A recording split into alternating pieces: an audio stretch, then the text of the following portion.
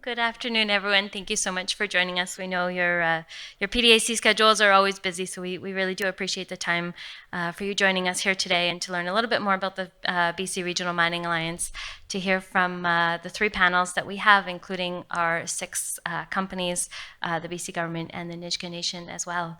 We are, of course, gathered here today in the Metro Toronto Convention Centre on the traditional territories of many nations, but they do include the Mississaugas of the New Credit, the Haudenosaunee, and the Wendat, also known as the Huron and Chippewas, and the Anishinaabe people. So we thank and acknowledge all of them for allowing us the time and space to come and speak today. Also like to acknowledge, of course, the Nisga'a Nation for participating in the BC Regional Mining Alliance and the traditional territories in which all AME members work, live, and play across not only British Columbia, but across the country and globally as well. So we've got three panels set out for you today, followed by a reception. So we do encourage you to please stay for the entire reception. All of our speakers that will be up here on stage will be available during that reception to chat with all of you and ask some informal questions as well. So please, if you can stay, please consider doing that. Our first panel today is Tania Demchuk, our Assistant Deputy Minister in Energy, Mines and Low Carbon Innovation, and the ADM for Mines Authorization and Competitiveness. Longest title ever, but it's a great one.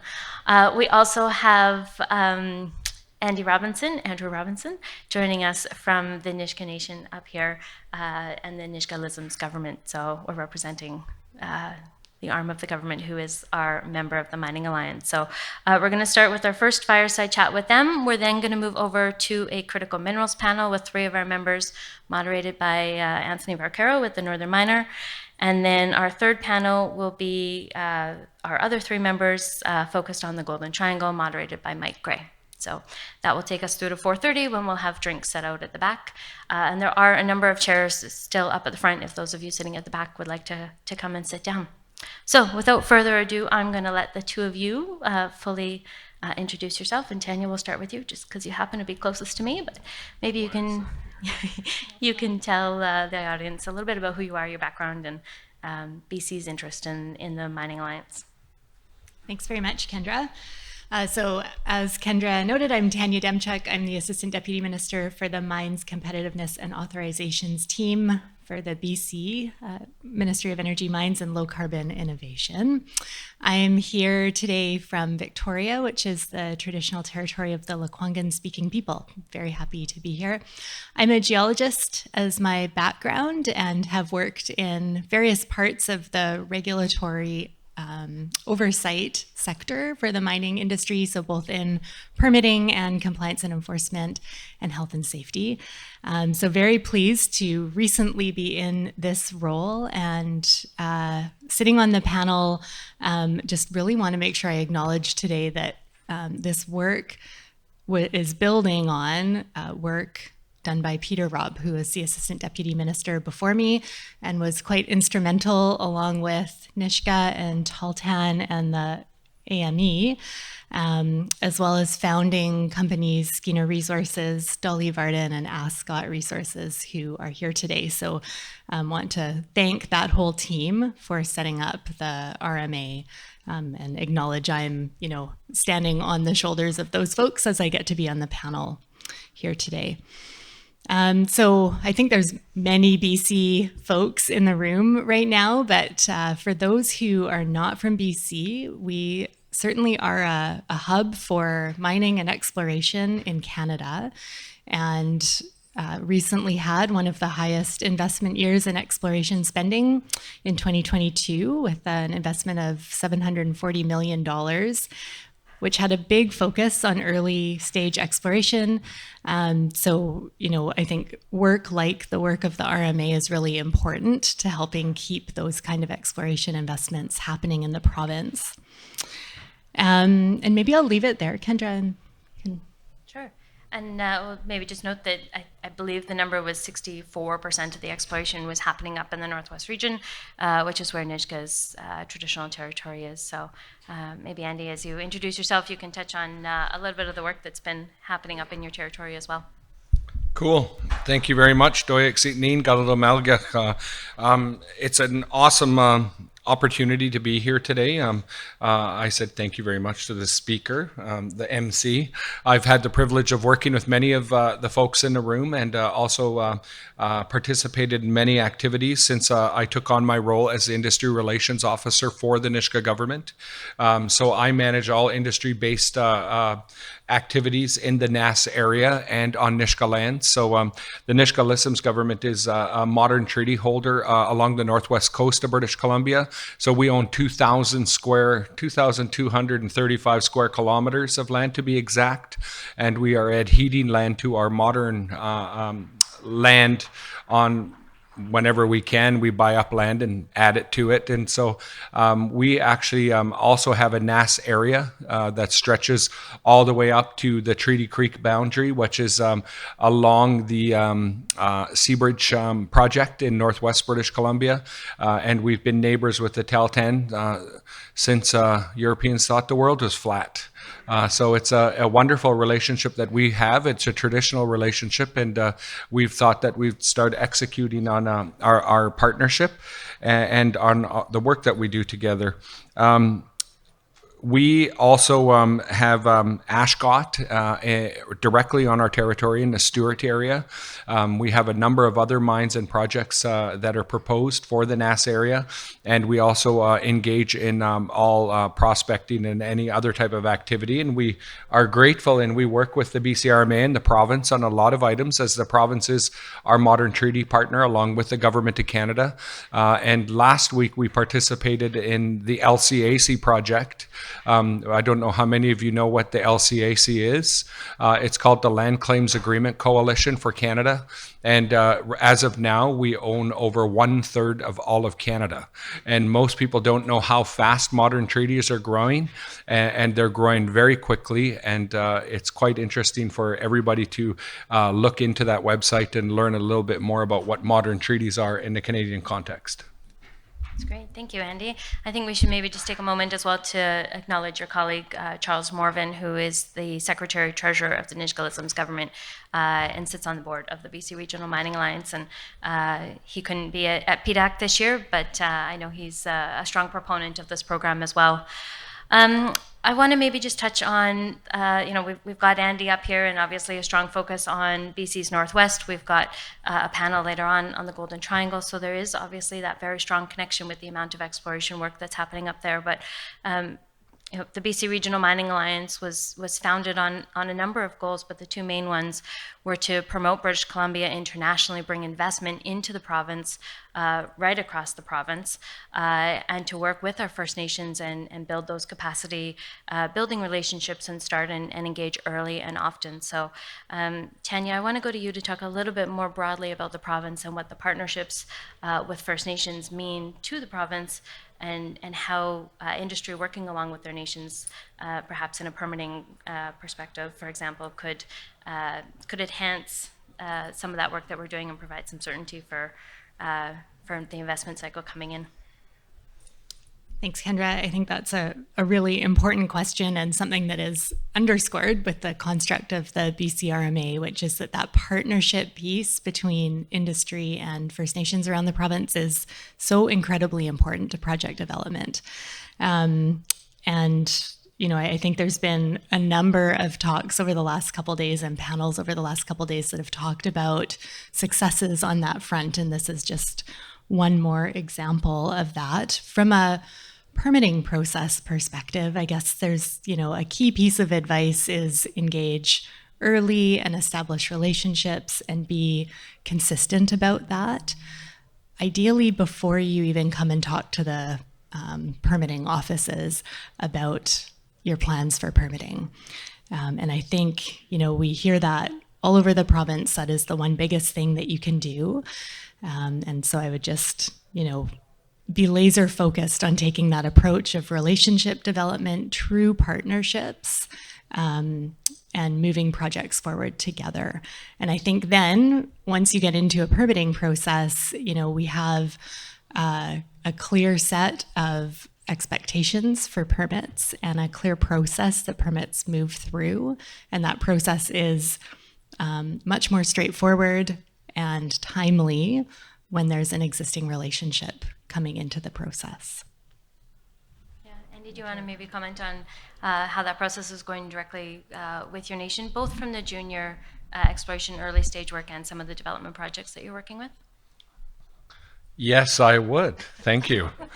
I really love the lead-up questions. They're fun and exciting. I could just go off and rant for a while. But I really do think that the relationship building is key and vital. And I think the companies that have worked with us have done an exceptional job of not only recognizing our treaty and the importance of engaging in concrete and solid discussions, but also in looking at the challenges that we have as a nation also. And we've also challenged the RMA and others with developing a regional mine strategy for the Nisga'a Nation, similar to the Tahltan Nation. So we've worked alongside of our brothers and sisters from the north on that aspect of looking at how they have done. Some of the work we've done with Ashga'a and their most recent support from Kokoru Apu and Ponderosa, who we've had the wonderful privilege of meeting. And unbeknownst to myself, me and one of the brothers of Ponderosa actually met on the side of the highway in Stewart a long while back. We were sharing chocolate bars. And it's quite funny how you engage with people in the north and those true relationships start to develop. And that's very important. From Ashga'a to the work that we do with Newcrest Gold in the Brucejack facility in conjunction with the Tahltan in building the circle of certainty that we've created with the Tahltan and the Nisga'a Nation, Tahltan central government and the Nisga'a Lisims government, building that circle of certainty with the Seabridge project was a big step for us. And it basically provided that certainty for investors that understand that when they come into our region, they deal with either the Tahltan in the north of Treaty Creek or you deal with the Nisga's in the south of Treaty Creek. It's a distinctive border that has been exhibited and put in place between our people for thousands of years. And we've just made sure that everybody is fulsomely aware that that's our border. And we've made sure that the province of British Columbia is aware so they can understand that reconciliation is actually not just a buzzword. Reconciliation comes when Indigenous nations have the partners, have the minds that want to do the work. And if they come to us in a good way, this gives us the opportunity to say, we'll lay this platform out for you to do work in a good way and keep our people and the local economy moving forward in a positive manner for all of BC. Yeah, and I will say it's been a lot of fun to have some of those mining strategy conversations with you and start to think about the projects that could develop over the years and the jobs that brings, the economic impact, the relationship building, the understanding, the mutual understanding of partnership and relationship. So that's been great. I want to touch a little bit on your participation recently in some of the investment conferences. And for those of you who don't know, Nisga's participated, Tahltan previously has participated in the Beaver Creek Conference down in Denver. Obviously coming up to PDAC. So how does your participation in these types of conferences impact that mining strategy and where Nisga'a might like to take that direction? I think, sorry, I keep moving it away. Go ask her next. But I think it really helps us understand the importance of not only the mineral wealth in our territory, but it helps us understand the overall wealth and the overall positionality of us as landowners. We don't talk to the province and we don't talk to the feds about certain things because it's none of their business. Right? This is our land. We'll make the decisions and we'll talk to who we want to talk to. And if you want to go forward in a good way, we'll push it forward in a good way. And I think one of the things that we learned most, especially at Beaver Creek, was how shocking it was for people to say, oh, there's no Indigenous groups here. You guys are such vocal First Nations people. Is that okay to call you a First Nations, or are you Indian tribes, or are you? And I said, well, my name's Andy. I don't know what your name is, so you could call me by Andy. That's a good start. And what we found out at that too was that there was a significant amount of Indigenous investment in these processes, but they're never here. They're always sitting in some meeting room in some tower adjacent to the conference, sitting down, looking at the First Nations or Indigenous groups that are investing, and actually trying to find that certainty, because it's such a sketchy landscape in certain parts of Canada and such a sketchy landscape in other places around the world, that they need to be able to find and see what is actually good for them to step on, work with, and be able to have that firm ground. And I think that's something that I really found unique, was seeing how some of the groups in the southern Utah region were really looking at investing heavily with other Indigenous nations on actually purchasing some mines, rather than having others come to us and saying, hey, we're going to come in and invest in your mine, like a group of Indigenous investors that own liquefied natural gas terminals, offshore oil.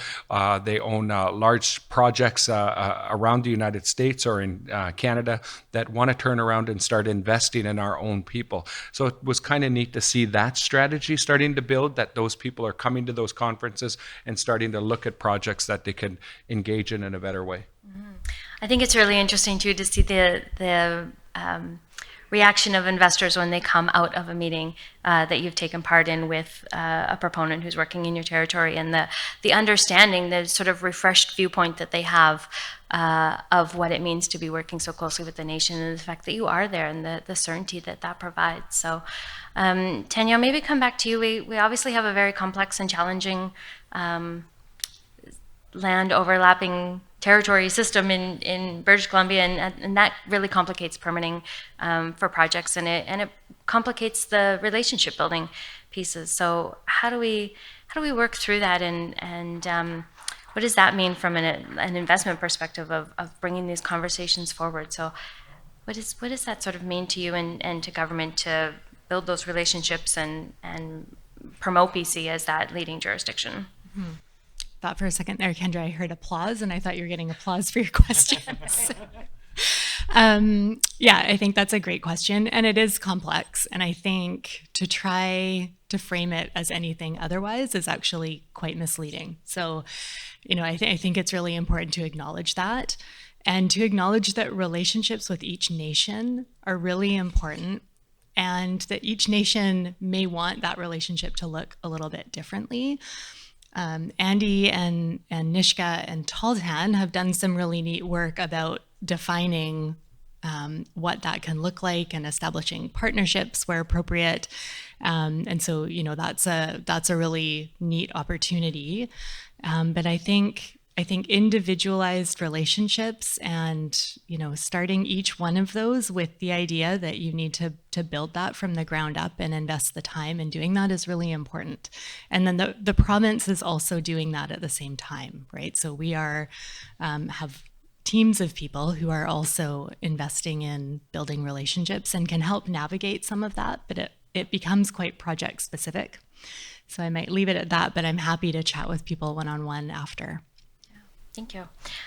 So you will all, of course, notice that Andy is here and really speaking to the Northwest. And we do have a rotating membership within the BC Regional Mining Alliance. And so we've got a few members that will be graduating and becoming alumni members starting in April. And they are the top three on the slide here, so Ascot, Dolly, and Skeena. And then FPX, North Isle, and Northwest Copper were new members to the BC Regional Mining Alliance last year, and so they'll be continuing on with us going forward alongside with Nisga'a. But we're also in the midst of having some conversations with some other First Nations around the province to bring them into this conversation and start to introduce them to some of the investment and financial conversations that go along with advancing projects in BC. But our next panel is all about critical minerals. So before we end this panel, I want to go to Tania for some comments on where British Columbia is going on critical minerals and that path going forward. We've obviously just seen earlier today an announcement from the federal government and some exciting news that I'm sure Martin will touch on a little bit later today. But maybe, Tania, you can help us end this panel on some comments around the critical minerals in British Columbia and that path forward. Sure. Thanks, Kendra. And big congratulations to FPX for the funding that they have received from the federal government. That's really exciting. And exciting to see a new type of deposit being developed. So I won't say more than that. But On critical minerals in general, it is a priority for this ministry to be developing a critical minerals strategy quickly, recognizing that other provinces are out in front of us and the federal government's out in front of us. So $6 million has recently been announced as an investment into the development of a critical minerals strategy. It's a 3-year investment, but that will include a focus on geoscience and critical minerals atlas, striking up an advisory committee to make sure that we're seeking input as we develop our strategy, and then some economic analysis through the value chain. So making sure that we aren't just focusing on exploration and mine development, but focusing on where critical minerals can be used throughout the value chain. So thinking about things like recycling and other opportunities that exist in the province. So that work's coming over the next year, I think, starting with a framework that should be released this spring that sets out a few more details. So more to come on that. Great. Do you maybe want to just shout out the couple colleagues that you have in the room in case there are people who have questions later on? Happily. Here. Yeah. So our chief geologist is here, Adrian Hicken, he's up front. And Mark Graham, who is one of our executive directors responsible for engaging with the federal government and navigating how to get access to some of the federal funding. And then we also have got a colleague here from our Jobs and Economic Development Ministry, who is also available to connect with folks as needed. And we have got, sorry, Kendra's just helping me remember who else in the room. We have got Catherine St. James here. She is a director in our mining team at the Environmental Assessment Office. So for later stage, more advanced projects, she's a great person to start connecting with early.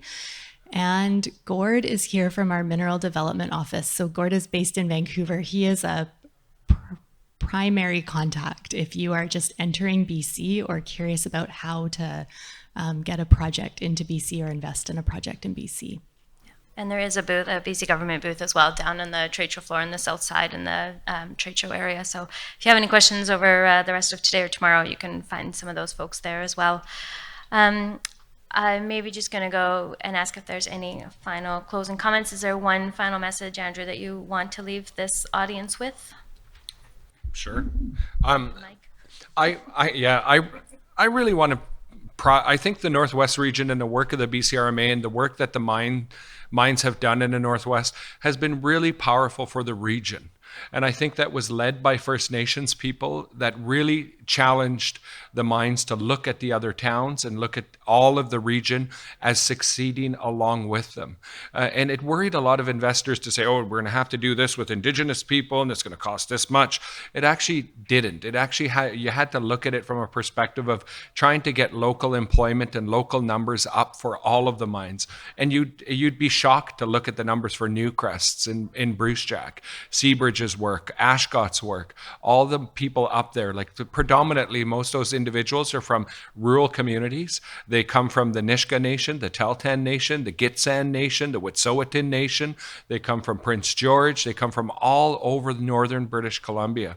So it's really gone to show that with the strategic plan and proper engagement with Indigenous people, and when we engage with some of the other groups that are on the list, like North Isle, Copper and Gold, like the First Nations that are on that territory have opened up and come to us and said, hey, how's your experience been with BCRMA? And we have other nations that are contacting us now going, how's your experience with BCRMA and how can we engage in a better way with these opportunities on our territory? And how have you seen the light from these processes? So it's been really wonderful for us, and it's wonderful not only to see our people employed, but it's wonderful to see the towns thriving again, that we're having a bit of a challenge. And that's good for all of the Northwest region. And I think that's something that I'd really like to end on, that it's not just the success of Indigenous groups, it's the success of the whole Northwest of British Columbia that we see coming to fruition now. So thank you. Yeah. Thank you. Great comment. Yeah. Tania, do you have closing comments? Any key message you want the audience to hear? I think hard to follow that, but BC is open for business, and exploration and mining are a key part of the economy, especially a key part of the transition to cleaner industries. And so, I think per Andy's comments, there is a lot of experience in this room and in industry that can help shed light on where people have been successful and how that's happened. And so I would just offer, take advantage of that experience. And, I know many folks are really happy to talk about and share both their success stories and also where things have maybe not gone so well and there's lessons to be learned there. So please feel free to talk to us and reach out and ask. We are here to help. Thanks. Great. Thank you so much. Okay.